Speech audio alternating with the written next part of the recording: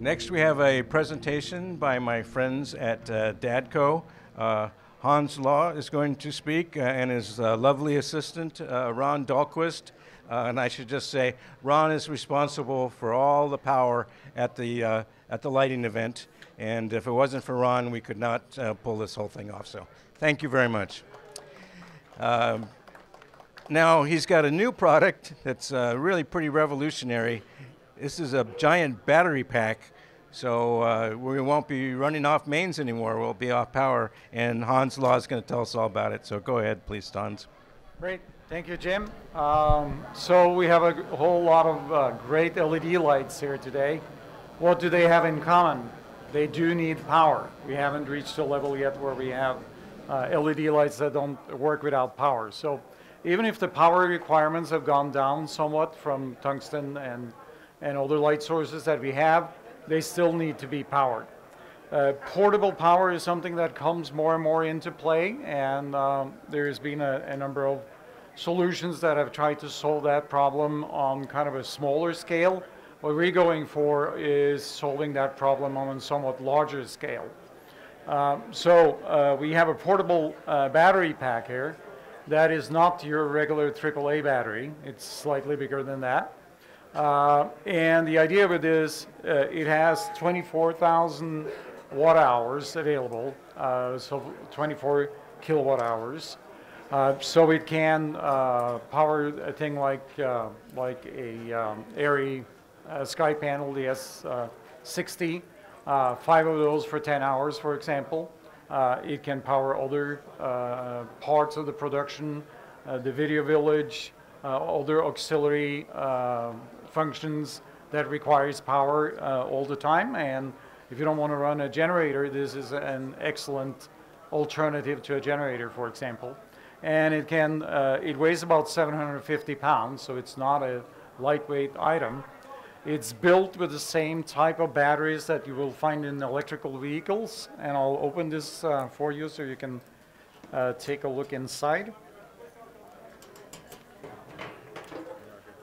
Yeah. So it has the same, as I said, same type of batteries that you will find in electrical vehicles. So this is a safe technology. It's a compromise between performance, weight, size, cost, and also safety. So this is, as I said, a 24 kilowatt hour unit.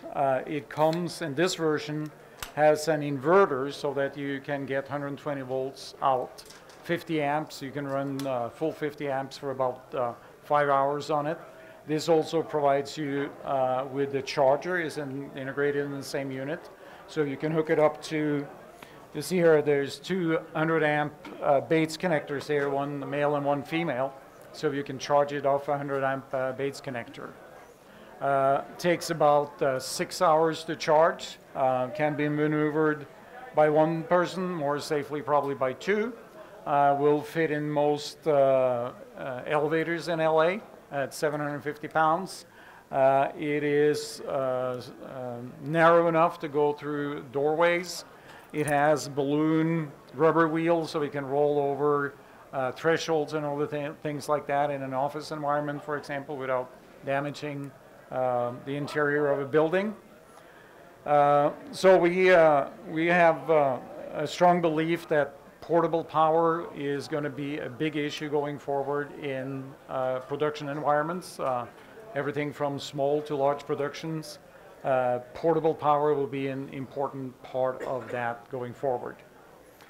One thing that has happened with the LED lighting is that you now have fixtures that pull a lot less current, but in many cases you have more of them.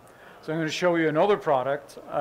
This is our Octocat and Black Cat series of lunchbox-like products. So this is the last bit of the puzzle in a production power distribution system. This is very much like a traditional lunchbox with 520 amp circuits. It has 100 amp Bates in and out feed through. In addition to that, it has a wireless unit that makes it possible to wirelessly distribute DMX. That's one version of it. And the idea behind this is that every fixture that you use today is typically an intelligent fixture that takes some kind of a control. 99% of the time, that is DMX. So this makes it possible to distribute both power and DMX and RDM in the same physical unit. So it's kind of a last mile solution for lighting as we see today with intelligent LED lights. I mentioned this thing that a lot of fixtures today pull less power, so the current is not a problem today, but plugging space is. So we have developed an extra large lunchbox for people that are hungry, and it has 8 outputs, 8 20 amp circuits, plus a convenience outlet here with a USB chargers on it as well. So if you have lost power on your iPhone or other device, you can charge that here.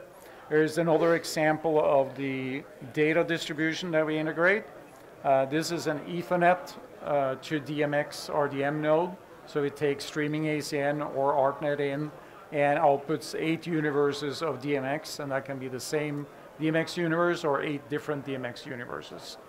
A lot of fixtures today eat DMX slots like crazy, and the universe count is just going up and up. So more and more power or more and more data distribution is required, and marrying those two together is an excellent solution to keep clutter and the number of cables and complexity of data and power distribution down.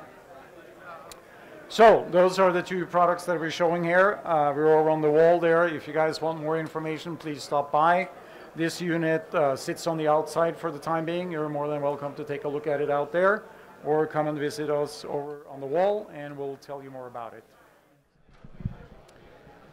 These 2 were responsible for our flicker test. They sponsored that and helped me put it on.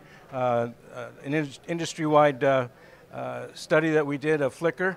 And that brings me to a question. If we're running DC current, does that take care of a lot of flicker problems?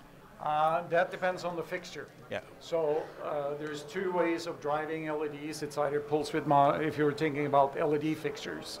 LED fixtures have either pulse width modulated output that drives the LEDs, and depending on what frequency that is, you might see flicker.